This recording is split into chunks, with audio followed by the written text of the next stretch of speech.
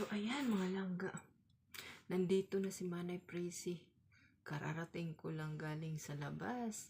Ayan, kasi hindi natin talaga kaya mga langga ang mag-stay dito sa loob ng bahay. Magutom. Ay, lumabas ako mga palangga. Kumain lang ako doon. Kumain lang tayo. Binigyan ako ni Amo ng 500 Hong Kong dollars mga langga. So, yun ang ginamit ko ngayon kasi wala na tayong pera mga palangga sa 27 pang aking sahod.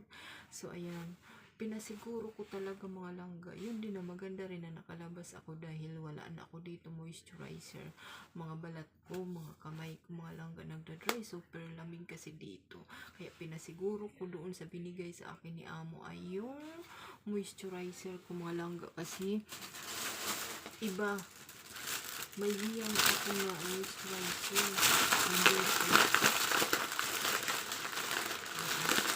Namili ako mga langga. Ito. Namili ako. Meron tayo ito. Meron ako kape. Meron tayo Bear Brand. Meron tayo biskuit. Ayan. Nguya-nguyain tayo. Tapos ito mga langga. Pinasiguro ko talaga yung warmer. Ito. Tapos, siyempre, bumili ako ng medyas dahil mahagkot. Ang ginaw. Tapos ito, warmer para sa diretso sa papatungan ko na lang ng aking jeans. So, ayan mga palangga yung ginamit ko na binigay sa akin ni Amo na 500.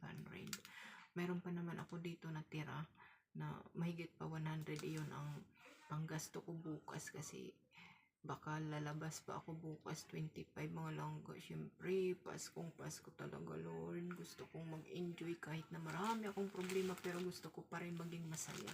Enjoy ko ang iyong kaarawan. Mga palangga, iyon ang inyong Manay Prissy talaga. Hindi ako mapakali kapag halimbawa nandito lang sa loob ng bahay, pabor balikwas. Gusto ko talaga yung mai-enjoy ko ang aking araw, ang araw ng ating Panginoon. Ayun, yung araw ko, diop ko yan din. Ayun, sinasabi ko na araw ko kasi diop ko rin. Tapos yun, siyempre yun ang araw ni Kristo, yun ang dahilan na bakit mayroon Pasko. So ayan, ito mga palangga yung pinasiguro ko sa binigay sa akin ni Amo. Ito lang talaga ang hiyang sa akin sa lahat ng mga na-try ko, mga lotion, mga moisturizer, mga sa ano ba yun, yung sa kamay. Ito talaga ang hiyang ako. So, hindi man ako nito lugi, mga palangga, mahigit 100 ito. Hindi ako nito lugi kasi isang taon ko na ito. Depende lang ito mga palangga. Basta, last year, nung mga nakaraang winter, kasi ito rin ang binili ko. Hindi ako lugi talaga.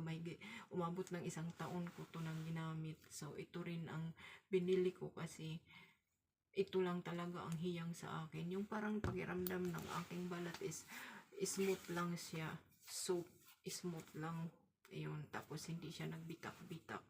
Hindi matigas yung mga dito ko. Yan. Kasi, siyempre, trabaho. Tapos, dry pa. Kaya, super lamig. Kaya, pag wala tayong moisturizer, bitak-bitak. Kahit sapon ko nga dito, nagbitak-bitak na rin. Nabi ko, nagbitak-bitak. So, ayan, mga palangga, tuwang-tuwa ako dahil yun nga, Pasko talaga, binigyan ako ni Amo.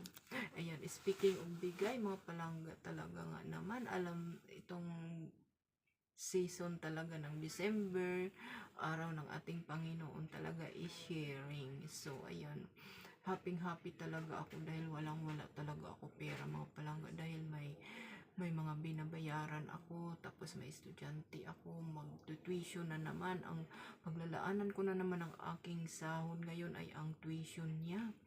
Ang mahal ng tuition niya, mga palangga. So, tuwang-tuwa talaga ako ngayon dahil binigyan ako ni So, alam talaga ng Lord kung ano ang mga kailangan ko na wala ako dahil wala akong pera.